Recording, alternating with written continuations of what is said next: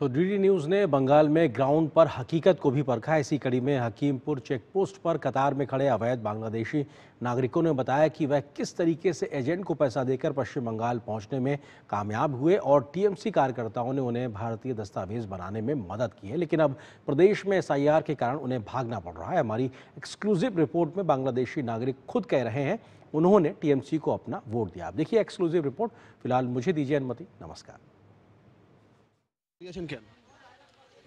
বাংলাদেশ যাবো বলে কিভাবে যাবেনটা কিভাবে এই যে এখন এই পার করে দিচ্ছে শুনলাম এইভাবে। তোমরা এখানে এসো কিভাবে? এসেছিলাম ওই দালালের মাধ্যমে। আগে মানে আগে ওখানে কাজকর্ম ছিল না, অভাবে এসেছিলাম। কতদিন আগে এসেছিলেন? ওই 8 বছর। মানে এসেছিলেন কিভাবে, মানে টাকা দিয়ে? হ্যাঁ, দালাল ধরে। কোন জায়গা থেকে এসেছিলেন? ধামাখালি। সন্দেশখালী ধামাখালি দিয়ে? হ্যাঁ হ্যাঁ, কিভাবে মানে এসেছিলেন? নদী পথে। মানে এসে আপনারা প্রথমে এসে কোথায় ছিলেন?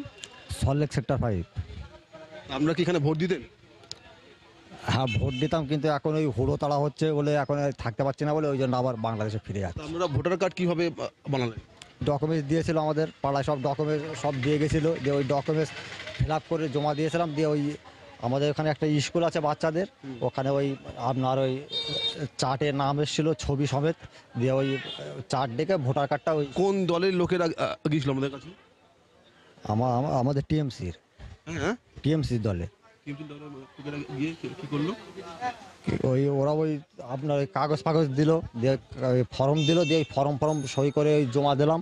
তারপরে ওই স্কুল ফর্ম ফিল আপ করে জমা দিলাম। দিয়ে ভোটার কার্ড আসলো স্কুল তখন। তোমরা কি ভোট দিতে?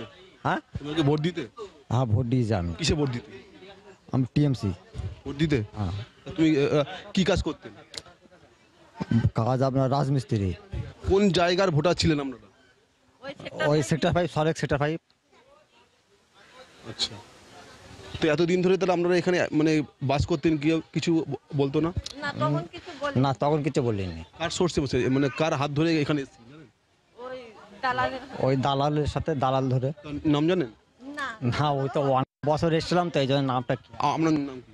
আমার নাম মিঠু মোল্লা।